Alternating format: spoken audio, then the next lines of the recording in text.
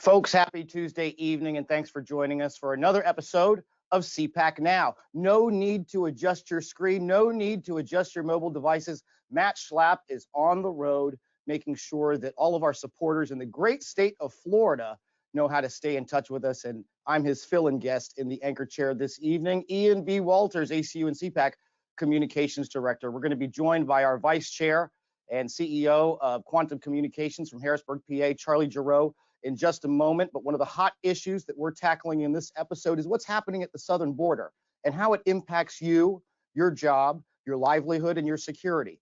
Let's take a look first at what Kamala Harris, Vice President, had to say on the topic just yesterday. Do you plan to visit the border? Not today, but I have before, and I'm sure I will again. Yeah. Well, my question on the border. There's obviously a lot of political pressure coming from Republicans in particular on this administration, but also some of the Democrats who represent some of those border districts. What can the administration do, at least in the short term, to kind of assure people that it's really taking steps to make sure that the children in particular, are being treated humanely, but also that you're sort of, thinking about the bigger picture weeks and months ahead? Yeah, I mean, first of all, we were left with a very challenging situation. And, let me start by saying I think we all agree, and Secretary Mayorkas said it a number of times this weekend, let's get these kids out of CBP custody, get them into HHS custody. We've got to treat this issue in a way that is reflective of our values as Americans and do it in a way that is fair and it is humane. But we have to meet the moment, and there's a lot of work going into that, and we expect to have success, but it's going to take a lot of work. I mean, again, we were presented when we came in with some serious challenges. And welcome to CPAC Now, ACU Vice Chairman Charlie Gerow. How is it out there in Harrisburg on this Tuesday evening? When we taped this in, it was about as good as it gets for a mid-March day, and it's great to be with you on CPAC Now. You are our friend and ally, and we have a good time when we get together, and even when we get to do opportunities like this, talking to conservatives across America and across the globe.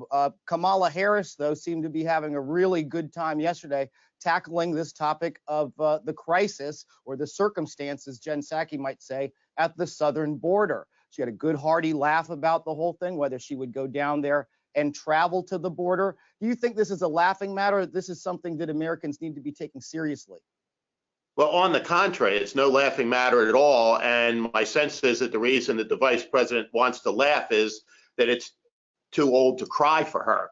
I mean, the situation at the southern border right now, Ian, can only be described as a crisis. Unfortunately, this administration can't get to that fact, so they call it a challenge. Well, it's much more than that. And it's really some deplorable conditions there and a serious threat to our national security. And Americans all over the country realize what's going on. It's a shame that the administration apparently does not. Jen Psaki had to answer some tough questions on Monday. A reporter in the briefing room asked her why the administration has decided to spend, I think it's $84 million, housing some of these folks who have crossed the border illegally, putting them up in hotel rooms, and contrasted it with the treatment of the National Guardsmen last month when it came to having them have to defend the Capitol, put the wall up at the Capitol instead of the southern border, and had them sleeping in essentially parking garages there on Capitol Hill. Doesn't that seem to jibe? There's a tweet from a Wendy Rogers, who's a legislator in Arizona. She says, DC gets a wall, but our border doesn't. Illegals get hotels and our National Guard get garage floors. Illegals get stimulus payments and our businesses can't open. We have to shut down and wear masks to prevent COVID, and Biden lets COVID come through our border. What a disgrace. The folks who were in Arizona definitely have a unique perspective. A lot of these folks who have crossed illegally into our country are being released directly into their communities without a court date, without an appearance to stand in front of a magistrate. And the onus is put on the lawbreaker in order to have to reach out to law enforcement and a judge to set their own court date. What kind of impact is this going to have? You mentioned national security. There's obviously an economic impact. Charlie, what's the broad nature of this immigration crisis? Well, you laid out a lot there, Ian. So let me see if I can start from the top and kind of walk through it. Because going back to the statement of Kamala Harris about not going to the southern border, ha ha ha, they're not allowing anybody to see what's going on there. I mean, this administration that promised the world and the American people transparency and honesty has literally locked the media out of this situation, and by so doing, locked the American people out of seeing what's really going on there. And now Jen Psaki says, well, we're going to get around to it. We're going to figure out how to I mean, you and I both know, Ian, because we're in the media business, that it would take about 5 minutes to say a pool reporter and camera person can go in there and show the world what's going on. But obviously, they don't want to do that. And there's good reason politically for them not to let people see what's going on. But on a broader sense, which is the question that you asked on immigration, I think it's important to note that the American Conservative Union has a very interesting perspective on immigration, because I personally am an immigrant. I carried a green card. I know what the immigrant experience is all about. We have other folks who are second generation Americans. Mercy Schlapp's family immigrated here from Cuba. And so we understand the immigrant problem well. And most of us go back to the famous statement by Father Theodore Hesburgh from the University of Notre Dame, who said we must keep the front door of legal immigration open so that we can slam the back door of illegal immigration tightly closed. And unfortunately, right now, as you've pointed out, we're treating illegal immigrants better than we've treated our own service people. You know, Mark Levin said at CPAC several years ago, we don't have an immigration problem, we have a citizenship problem. And whether that quality of being a United States citizen means anything, or it's been watered down so much at this point that it doesn't matter anymore. It is outrageous, as you say, that reporters are not able to get in to view these conditions. 15,000 young people in some of these facilities that they've built. That's like a Phillies game or an Orioles game, even in a bad year. You know, one of the mainstream reporters, and the mainstream media just sort of goes along with this. They say, sure, Jen Psaki, we'll wait for you to feed us whatever you want to. Outrageous is the right word. One reporter in question, Ron Brownstein, who was very well regarded, but I'd like to get your opinion on this statement that he said. Ron Brownstein tweeted last week. He said, Biden is visiting blue-collar Pennsylvania today while Republicans try to shift focus to mitigate kids at border captures the key tension. Democrats will try to win more working-class voters by delivering them economic help. Republicans will try to hold them with the culture war. That's worked before, but stimulus is more help. This, Charlie, this goes to the Associated Press as well, formerly well regarded. While none of them voted for the package, this is the COVID relief package, their opposition was muted and they instead focused on culture war issues, like that debate over stereotypes in some Dr. Seuss books, rather than a bill that was broadly popular with GOP voters. What is with mainstream media reporters wanting to characterize conservatives' disagreements on legitimate policy issues as all culture war stuff? Well, I'm really sure, Ian, that you're not surprised by some of the musings of folks in the quote unquote mainstream media, which has really become the left-wing media, increasingly so over the course of the past number of years. I mean, their linkage with the far left of the Democrat Party is now all too evident and obvious for most people. And when you say that being concerned about our national security is somehow a cultural war issue, you really understand where they're coming from. They're completely out of touch with the thinking of regular Americans, middle Americans, the people that work hard for a living and who support their families every single day and who are concerned about the security of our country, about our economy, and about the really, really awful conditions that are down at that southern border right now. President Biden would have done much better to have not made a political stop in Pennsylvania and instead gone himself down to see what his administration is doing on that southern border. Because when some Democrats have gone down there, Ian, as you know, Representative Henry Cuellar deplored those conditions every bit as much as his Republican counterparts. You raise a certain point here that this may not just be a Republican issue, but there's widespread support for, at the very least, immigration reform, that we can't just sweep this problem under the rug and pretend that it's not happening. To wit, Senator Kristen Sinema signed on to a tweet with Texas Senator John Cornyn that says the administration must secure the border, protect Arizona communities, and ensure migrants are treated fairly and humanely.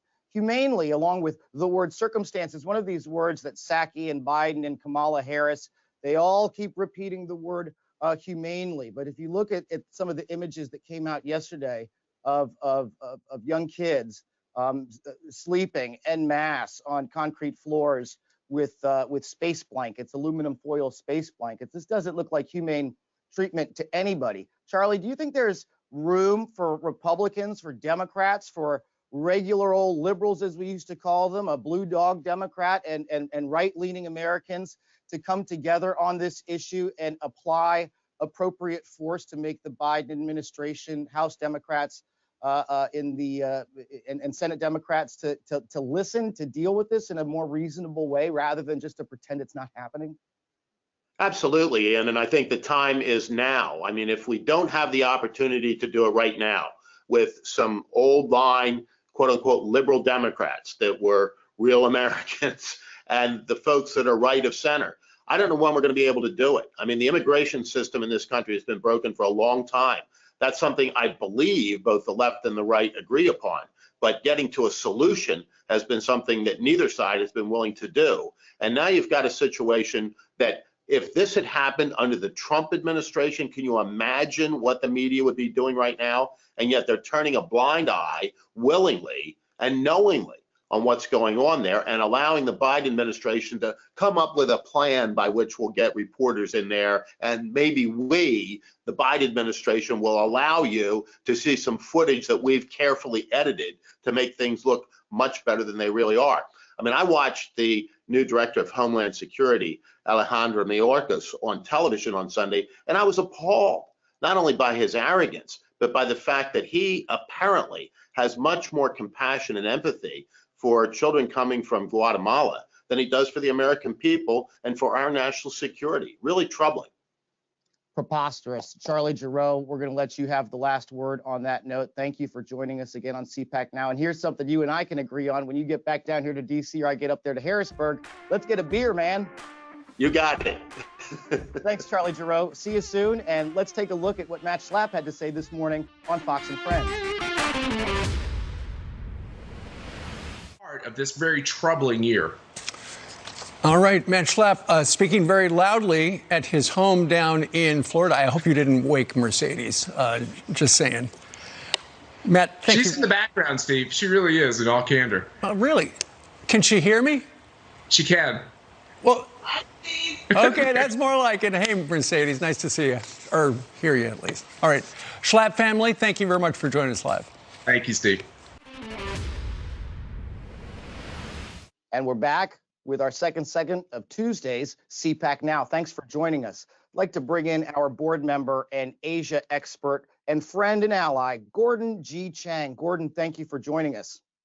Thanks, Ian. Can you let our audience know exactly what happened in Anchorage last week with the Chinese government officials meeting with the new American officials from the Biden administration? How did that go and what happened, and should we be concerned? I think we should be deeply concerned. There are many aspects of this, Ian, but let me focus in on one of them. Yang Jiechi and Wang Yi, China's top two diplomats, rolled into Alaska not to have meaningful discussions with us, but I think to begin a propaganda campaign. First of all, we heard from Yang's comments. He's China's top diplomat. That, he talked about Black Lives Matter. He raised racial issues. Just after that, hours, the Chinese Foreign Ministry then issued a blast about the strong smell of gunpowder, quote unquote. For Chinese, that evokes the opium wars of the 19th century, basically whites against yellows. And I think that was intentional. And all while this was happening, there have been a number of propaganda releases, both before and after, which have talked about race in America, as well as race in Asia. And just to take one of them, Beijing was saying in an editorial in the Global Times, which means that this is semi-official, but it's really official. They were talking about America's alliances with Asian countries as basically centered on white supremacy, quote unquote, referring to the darker skin tones of our allies in the region. There's been a number of things that have also sort of buttressed this view of China really trying to divide democratic societies by race. They tried this in America, of course, inciting violence both this year and last year. They did this in Canada. Now they're doing this in Asia. This really looks like a beginning of a civilizational conflict. One more point. Xi Jinping, in a landmark speech at the end of last year, mentioned a signature line, quote, "The East is rising and the West is declining." He didn't say China is rising. And I think the reason is he's trying to get solidarity among non-whites in Asia against the United States. This is the same thing that the Japanese tried in the 1930s with their greater East Asia co-prosperity sphere. So what we are seeing in North America and in Asia really is an attempt to create racial animosity. And this looks like the beginning of, and we're not there yet, but it looks like China's going to do this around the world. So we're talking about global race war is where China is pushing the world. Gordon, for those of you who in the CPAC Now audience who have been following us for the past 5 years, Gordon Chang for that amount of time has been like Paul Revere for a lot of us, riding his horse down the road, ringing the bell, making sure that Americans are aware of the threat that China poses to the United States, our culture, our economy, and for better or worse, everything that Gordon has told us over the past 5 years has come true. So I want you guys to listen hard. What Gordon is saying is that there is, in addition to infiltration in the West, in our universities, in our culture, online, that they are also playing the same games in their part of the world, in the Eastern Hemisphere. Gordon, you know that there was a report that the Chinese Navy went into the South China Sea to pick up one of these islands known as a Philippine island. Are they making moves beyond the normal thing, beyond creating the islands that you've taught us about out of thin air? Are they making moves to acquire more territory? And do you have anything else to say about the War Games report that talked about perhaps a lackluster U.S. military impact should they do a land and air engagement against Taiwan? Yes, what's happening right now, Ian, is there are more than 200 Chinese vessels around Whitsun Reef, which is in the Spratlys. The Spratlys, bunch of islands in the southern portion of the South China Sea. And this is generally considered to be part of the Philippines because it's within the Philippines' exclusive economic zone, which is that band of territorial water 200 nautical miles from the shoreline. This reminds us of what happened in early 2012.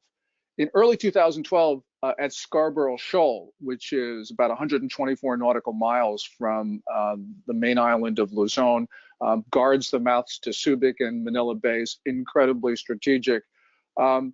In early 2012, you had Philippine fishing vessels there, which is, of course, because it's part of the Philippines. It's within the EEZ, exclusive economic zone.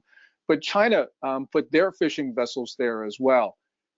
To avoid a confrontation, Kurt Campbell, who is now Asia czar in the Biden administration, then in the Obama State Department, brokered a deal where both Beijing and Manila agreed to withdraw their craft.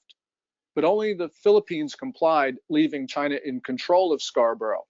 Now, the Obama team did not want to do anything to antagonize China, so they didn't enforce the deal that they themselves had brokered. And right after Scarborough, we can say, well, it's just a few rocks at high tide. No, it's more than that, because what Beijing took away from that was that the Obama administration was not going to do anything to oppose Chinese aggression. And almost immediately after that, they began to militarize those islands in the Spratlys, those what we talk about as their military bases. They also put more pressure on other Philippine features in the South China Sea. And then they ramped up pressure on Japan's Senkaku Islands in the East China Sea. So China went out and made the problem bigger. And what we're seeing is the same tactics today. Another Philippine feature, close to the Philippines. You have the Chinese fishing vessels there trying to take it over. The Biden administration has said they side with the Philippines, but we haven't heard anything about what they're going to do about it. So we're seeing Scarborough Shoal all over again. This is a test of the Biden administration just hours after the Chinese diplomats flew back from Alaska. Gordon, you and I are both Americans of Asian descent. Are the Chi-Coms, the Chinese communists, doing anything to foment this recent narrative of there being a rash of anti-Asian American violence? I think we know each other well enough to be able to speak frankly about instances that may have occurred in our lives. But what role are they playing as far as making sure that good, decent Americans are at war with one another? Yeah, this is, there have been a number of propaganda pieces, especially from the Global Times, which is the tabloid controlled by the Communist Party. And their main theme, of course, is to aggravate the situation.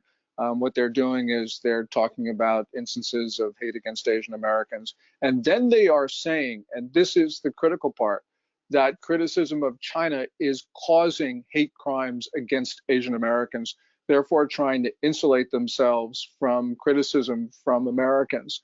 This has one big issue for Asian Americans, and that is because a lot of Chinese Americans buy into this propaganda narrative, they are siding with the People's Republic. In other words, they're siding with an enemy of the United States. And therefore, other Americans legitimately can ask, what are Chinese Americans doing? And I think Chinese Americans are creating the conditions for hatred against them. I'm not condoning anything, but what I'm saying is that Chinese Americans are largely responsible for the attitudes of other Americans because for a very long time, they have been siding with China against the United States. And so, of course, they're going to cause friction. And indeed, there should be friction. And we should be calling out Chinese Americans and other Asians for siding with a hostile power. From one proud American to another proud American, Gordon G. Chang, thank you for joining us. Folks, follow Gordon Chang on Twitter at Gordon G. Chang. He will give you the straight dope and make sure that you do not get wrapped up in, what's the word for it, the malarkey that perhaps is floating around there on the internet. Gordon, best to your lovely bride. Thank you for joining us. Thank you so much, Ian. I really appreciate this. And we're going to take one more look at what ACU Chairman Matt Schlapp had to say on Fox and Friends this morning.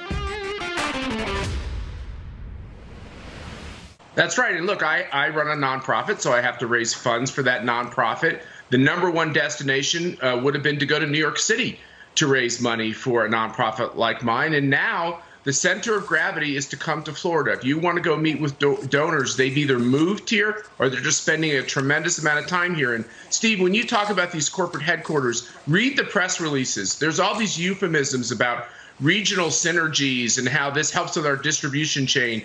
That's a euphemism for we are fleeing the insanity of a depleted police force and defund the police, and what your story just on reparations in a Chicago suburb and the taxes and the regulations and the insanity of cancel culture. Yeah. These companies, even though they're woke, they realize it's an impractical way to run a company. A lot of people ask us at CPAC and when we're on the road, where can we get the information that cuts through the mainstream media's noise and all of the nonsense that you may see on social media? Well, that's why you're here at CPAC Now, and I want to thank you from the bottom of our hearts for making sure that you join us for this episode, and then you join us again on Wednesday and Thursday at the same CPAC time, same CPAC channel at 7 p.m. Eastern. Be sure to follow us at CPAC on Facebook, Twitter, and Instagram. We'll be joined tomorrow by Amber Athey and KT McFarland. We're going to preview some of the things that we expect to happen at the Joe Biden press conference on Thursday, if they can do it before his soup gets too cold. Our soup is warm here in the office. Thanks for joining us again, and we'll see you tomorrow for another edition of CPAC Now.